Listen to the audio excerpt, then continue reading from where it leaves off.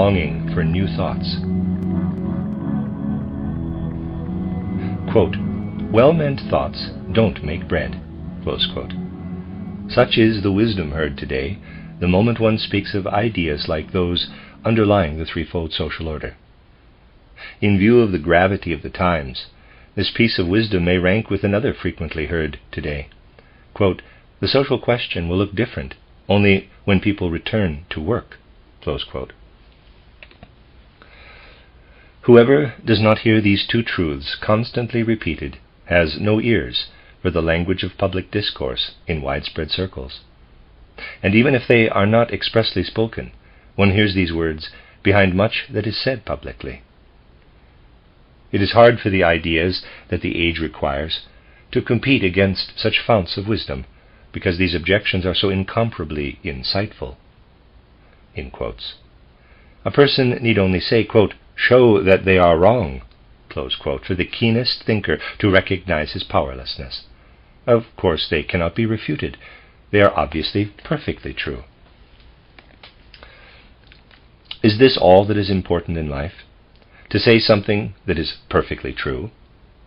Is not the all-important task to find thoughts that can set the facts of the matter? It is a feature of modern public life, parenthesis, and one which does it great harm, close parenthesis, that people will not combine their thinking with a sense of reality. It is only this lack of a sense of reality that stands in the way when one tries to bring fruitful ideas to bear upon modern social problems.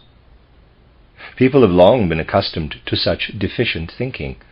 However, now it is truly time for a radical change of habits, especially in this aspect of human life.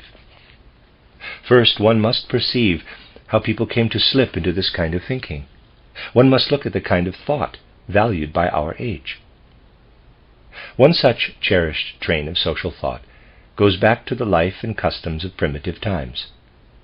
People burrow into, quote, primeval ages, close quote, to find communistic customs and such things, and draw from this certain conclusions about what should be done today. This train of thought has become very fashionable in pamphlets on the social question, and has thus spread throughout large circles. It may be found today in a great many ideas about, quote, the social question, close quote, especially among the masses.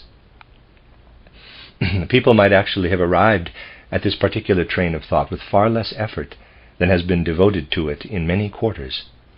They might have compared human social life with the lives and habits of various wild animals. They would have found that the animals have instinctive functions which lead them to satisfy their needs, and that these instinctive functions are adapted to acquiring in the best way the things nature provides. The essential point is that in the human being this instinctive functioning must be replaced by conscious, intentional thought. We must build upon the foundation of nature, just like every other creature that must eat to survive. The, quote, bread question, close quote, touches the natural foundation of our very existence. But this question exists for every creature that needs food. One cannot possibly talk of, quote, social thinking, close quote, in this regard. Social thinking begins only when the human being works upon nature by means of his intellect. Through thinking, he makes himself master of the forces of nature.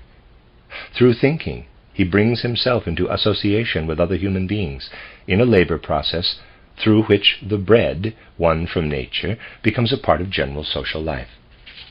For this life, the bread question is an intellectual one.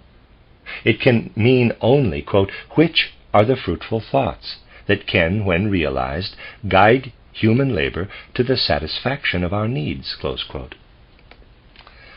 One can readily agree with anyone who, after hearing such an argument, replies, quote, really, that is a very primitive piece of wisdom.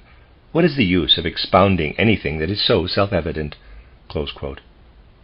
Indeed, one would very gladly stop expounding it, if only those who believe it so superfluous were not the very people who cast it to the winds and destroy all sound social thinking with these words of wisdom, quote, bread is not made by thoughts, close quote. It is the same with that other wise saying through which people seek to evade the gravity of the social question. Quote, "First of all, people should get back to work." Close quote. We work when a thought stirs in our soul and sets us working. If one is to work as a member of society as a whole, and at the same time feel one's existence to be one worthy of a human being, social life must be shaped by thoughts that reveal our contribution in a light of human dignity. Certain circles, it is true, social ones, moreover, would like to replace this incentive to work with compulsory labor. That is their particular way of avoiding recognition of the need for fruitful social ideas. The world has been brought to its present pass by those who make it impossible for ideas to effect anything because they run away from them. Salvation is possible only if a strong body of people who are still able to rouse themselves to sufficient consciousness of the true state of affairs join together. These people must not grow faint-hearted at this critical time, for they will be buffeted with the scornful words, quote, "impractical idealist, utopian dreamer," close quote. These people will do their duty and build while the scoffers tear down. For everything that the others with their, quote, "magnificent accomplishments," close quote, have built or still wish to build, will fall into ruin, because with their dread of ideas and their practical life, they have built upon a quagmire of false realities.